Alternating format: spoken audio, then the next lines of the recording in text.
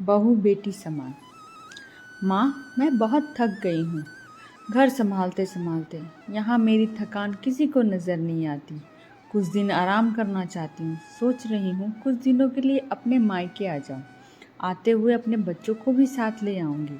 वे वहीं से स्कूल चले जाएंगी। आखिर एक ही शहर में ससुराल और मायका होने का कुछ तो फ़ायदा मिले। नम्रता ने फ़ोन पर अपनी माँ से कहा।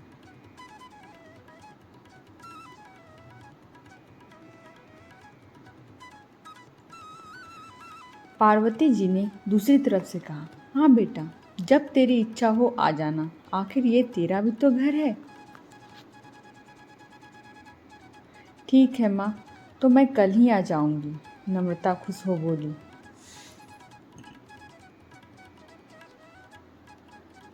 हाँ बेटा, कल आ जाओ। मैं तुम्हारा इंतज़ार करूंगी। अभी मैं फ़ोन रखती हूँ, मुझे मंदिर भी जाना है। कमला जी ने फ़ोन रख दिया और सीधे किचन में गई। किचन में खाना बना रही बहू से बोली, अरे अनुपमा, सुनो, कल तुम्हारी ननद आ रही है। आज बाजार जाकर फल, सब्जी और मिठाइयाँ लेकर आना। बेचारी मेरी बेटी ससुराल में नौकरों की तरह काम करती है और उस पर कोई ध्यान ही नहीं देता। यहाँ आएगी, कुछ दिन रहेगी तो उसका मन और तबीयत अच्छे रहेंगे। सास के मुंह से ऐसी बातें सुनकर अनुपमा का चेहरा उतर गया। वह मन ही मन सोचने लगी, काश आपको मेरी थकावट भी नज़र आती।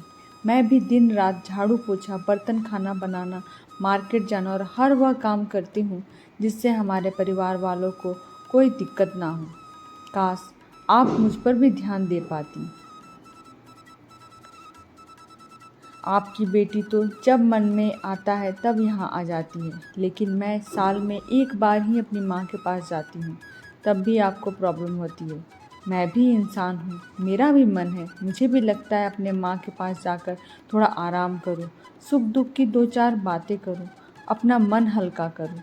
भगवान, अब तुम ही कुछ करो ताकि मेरी सास की आंखें खुले और उसे मेरी थकावट भी नज़र आए। शाम तक भगवान ने जैसे अनुपमा की सुन ली और उसकी ननद का फ़ोन आया। ननद ने अपनी माँ से कहा कि उसकी सास ने उसे मायके आने के लिए मना कर दिया है, इसलिए इस बार वह नहीं आ सकती। पार्वती जी बोली, ऐसे कैसे मना कर दिया? पहले तो कभी वह तुम्हें आने के लिए नहीं रोकती थी, इस बार भला क्या हो गया? लाओ मेरी बात कराओ, उसने मैं समझाती हूँ। नम्रता ने फ़ोन अपनी सास के पास दिया।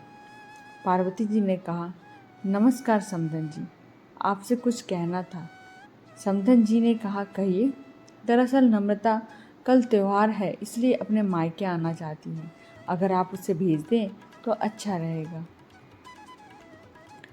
नम्रता की सास ने कहा, देखिए समधन जी, आपकी बेटी मायके जाकर रहे, इस बात के लिए हमने उसे कभी नहीं रोका और इस बात से हमें कोई प्रॉब्लम भी है भी नहीं। कुछ दिनों पहले मैं अपने रिश्तेदार के शादी में गई थी। वहाँ आपकी बहू अनुपमा की माता जी से मिलने का मौका मिला।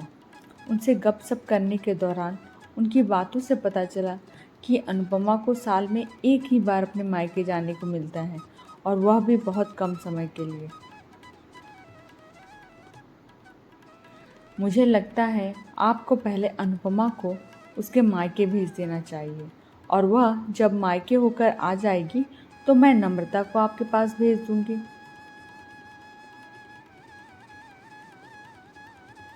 एक बहुत ज़रूरी बात जो मुझे लगता है आपको समझ लेनी चाहिए कि आपको अपनी बहू को भी बेटी की तरह या बेटी से भी ज़्यादा प्यार देना चाहिए।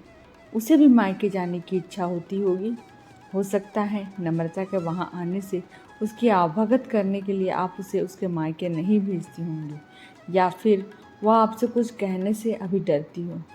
अगर आप उसको घर में ही कैदी रखेंगी तो एक दिन ऐसा होगा जब वह आपके खिलाफ बोलने लगेगी, फिर वह आपकी सुनेगी भी नहीं और जब चाहे तब अपने मायके जाएगी। ऐसी परिस्थिति आए, इससे अच्छा है कि आप ही कुछ बदलाव अमल में ले आएं, जिससे आपका रिश्ता और रिश्ते की मिठास खराब ना हो। पार्वती को अपने समधन के हर एक शब्द में सच्चाई नजर आई। उन्हें महसूस हुआ कि उन्होंने अपनी बेटी के प्यार में अंधे होकर कभी भी अपने बहू के मन का विचार नहीं किया। उन्होंने हमेशा ही अपनी बेटी को अपने बहू से ऊपर रखा।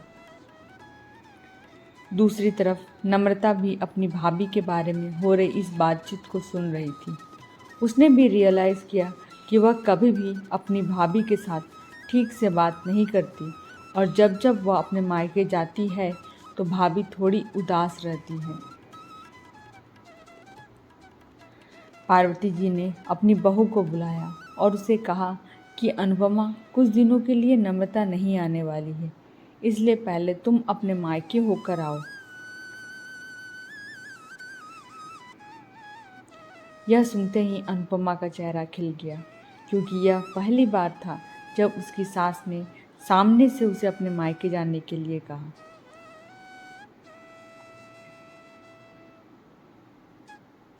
अगले दिन अनुपमा अपने मायके गई और इस बार 1-2 दिन नहीं, पूरे हफ्ते भर रह कर आई।